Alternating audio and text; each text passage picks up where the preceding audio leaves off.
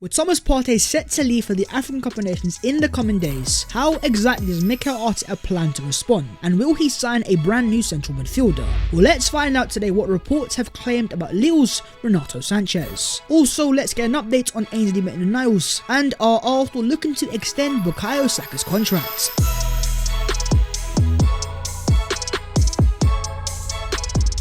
Yo, what is going on, guys? My name is Bas14 and it is Christmas Eve. So if you guys are feeling in a jolly mood, make sure to go down there and smash a like on the video, and also do subscribe to the boys channel if you are new, and give your boy a cheeky little early Christmas present. But let's get into the Arsenal news, and let's start off with Arsenal's central midfield. The question for Mikel Arteta is, how is he going to respond? Because in terms of Arsenal's go-to midfield pairing, it is Granit Xhaka and Thomas Partey. They provide Arsenal the experience and the base to play off and play our best football. But of course, with Thomas Partey going to the African Cup of Nations with Ghana, an integral part of the Arsenal team gone, how is Arteta going to react? Well, Arteta on the AFCON players says they wanted the players yesterday, we want to keep them until next month. That's the conversation we're having right now. Of course, you also have El Neni, Pepe and Aubameyang, but most importantly in terms of Partey, with it being so important, I can understand Arsenal and Arteta's desire to keep these players for as long as possible.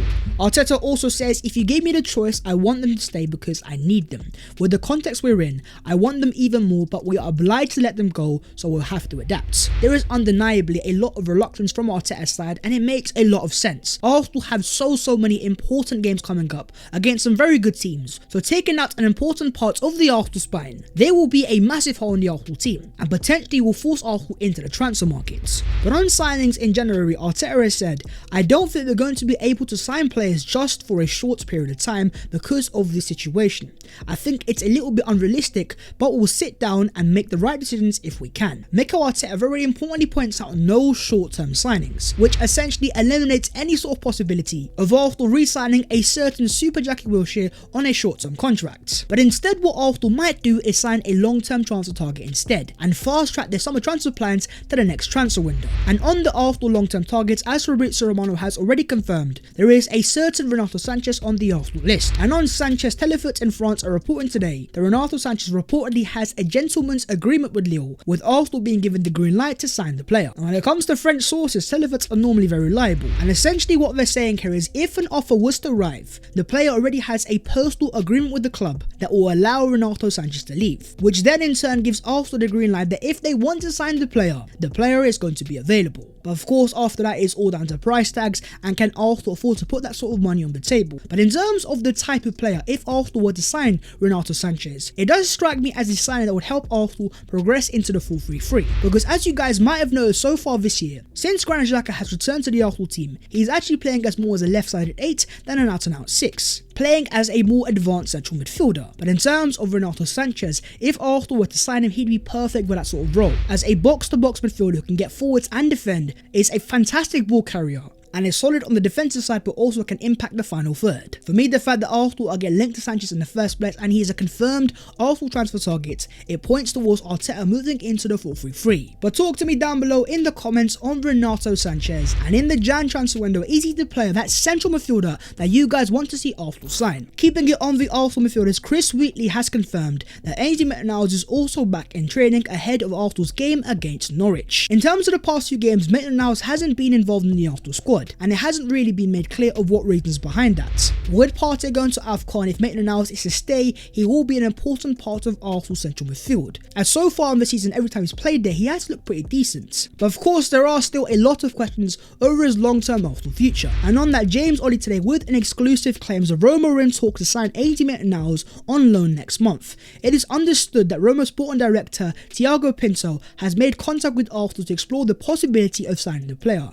who is open to the move. Roma want to sign Ainsley Maitland-Niles, and of course Maitland-Niles might want to leave Arsenal. Sources have told ESPN that Roma are keen to discuss a loan move with an option to make the deal permanent, and discussions have centered around a 4-year contract, but as yet no potential fee for a permanent deal has been negotiated. Bro, these Italian clubs and their loans with options to buy, do these guys not have any other transfers that they can make happen? But of course, in terms of Arsenal, it's going to be very important to see what they do, because with that massive Partey-shaped hole in the Arsenal midfield, will they be willing to let Maitland-Niles go in the first place? But also in terms of the player, what is his personal desire? Because I am sure that he wants to play more consistent first team football, and so far this year at Arsenal, even though he's played well in his games, that has not been the case. As always my friends, I will leave this for you guys to answer down below in the comments.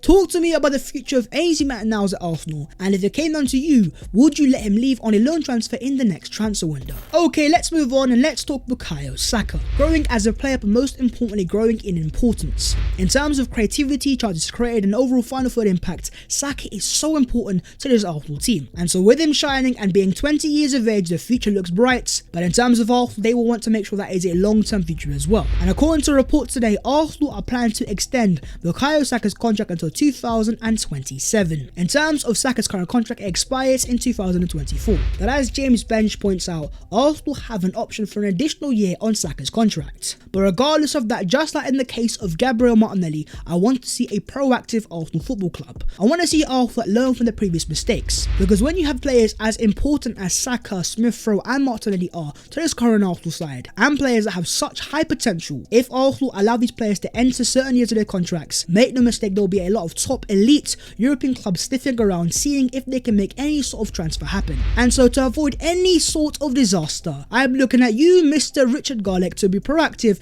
and to sort out the Arsenal contracts. Mikel Arteta on Aubameyang being excluded. I don't establish my authority by being dictatorial. I just ask for one thing. It's respect and commitment, that's all. If you don't ask for that at this level, I think I pack my bags and I go somewhere else. And you know what, I actually want you guys to watch him actually answering the question himself and just notice the pause after he's asked the question.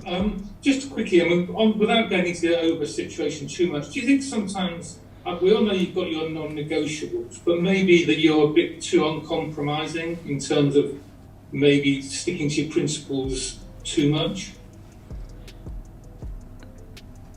No, Mark. I guarantee you that's not the case. Mikel Arteta is stamping down his authority, and he's not asking unreasonable stuff out of Aubameyang. He's not saying score 3 goals every game or I'm dropping you. He's simply saying, as the club's captain and the club's highest earner, simply just turn up on time. But the fact that Arteta also says respect and commitment, it essentially confirms in terms of the Aubameyang saga, there are a lot of deeper things that have happened behind the scenes. And you know what, in terms of Arsenal, us fans have cried for years for Arsenal to have a change of culture. It is the Arsenal culture, it's too nice, it's too polite, we're too rosy. But now Arsenal have a manager here trying to stamp down his authority and make it very clear, if us fans want a proper cultural overhaul, we need to take a stance, and that is exactly what Mikel Arteta is doing. But do you guys agree or disagree with Arteta's approach? Let's discuss down below in the comments. And even Benjamin White has been speaking on the Aubameyang situation, saying obviously it's disappointing for Oba, but we've all got our heads down and we're working hard. He's a really nice guy, we all miss him, but it is what it is. I'm sure Aubameyang is a massive part of the Arsenal dressing room, but most importantly, in Aubameyang's absence, Arsenal have won every single game convincingly and put in some of our best performances of the season. And essentially what I assured in terms of the Arsenal players,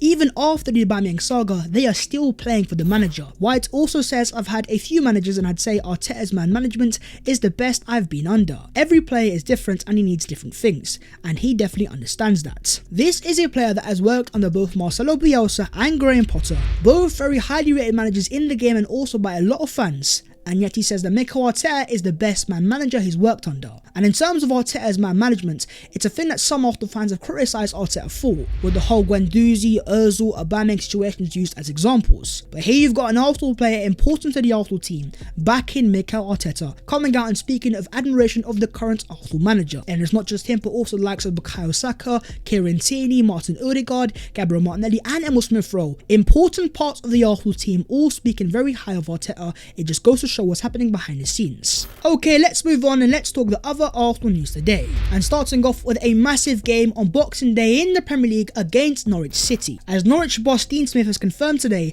that the Canaries have suffered fresh coronavirus cases ahead of their Boxing Day match against Arsenal. Now so far so it's yet to be confirmed what these players are, but if they are indeed important players, that does give Arsenal an extra advantage and initiative. But secondly, in terms of the game itself, these guys are 20th in the table right now. You've got a team bottom of the table and a team fighting for top 4. Of course, anything can happen in football, but this is a game that you should expect Arsenal to win. But in terms of the Arsenal team news, Takehiro Tomiyasu was not pictured in training ahead of the game against Norwich. Now, this is not what I want to hear, because if Tomiyasu's out of the game, it will be a gargantuan blow for Arsenal Football Club. Because first things first, in terms of the drop-off, Cedric and Callum Chambers are simply not even near the level of Tomiyasu. But secondly, in terms of Tommy, he is just so important to this Arsenal team in so many aspects. And don't just take my word for it, let the stats do the talking. As you guys can see, Tomiyasu for Arsenal in the Premier League this season ranks first for total tackles, first for aerial duels won, first for duels won, first for touches, and third for final third passes attempted. Now defensively, we all know that Tomiyasu is a demon. But in terms of the build-up play and also going forwards, the fact that he's so high in touches and final third passes shows that he's very important going forwards as well. And some people could argue that Tomiyasu is Arsenal's most important player in the current starting 11. But you know what, I'm going to ask you guys to answer that down below in the comments. If Arsenal were to have a fully fit starting 11, who do you guys see as Arsenal's most important player? And finally, in terms of Arsenal in the Premier League table, they now rank 4th in terms of actual points and also in terms of expected points. Now of course, in terms of actual points, they are what matter the most, but also in terms of underlying numbers, they can be very important. And when Arsenal went in the whole 10-game undefeated run, there were a lot of Arsenal fans and rival fans criticising Arsenal for not having the best underlying metrics, saying that Arsenal were getting lucky and getting away with it. But the fact that Arsenal now sat also 4th in expected points, it is a very positive sign of improvements from Arteta's Arsenal team. But also have a look at Man United and Tottenham, both overperforming the expected points by 6 and 7 points, essentially making them factually the most luckiest teams in the Premier League. So yes, even though Arsenal are far from perfect, just keep an eye on Tottenham and Man United, because something behind the scenes just doesn't add up. But most importantly, in terms of Arsenal, massive game against Norwich on Sunday.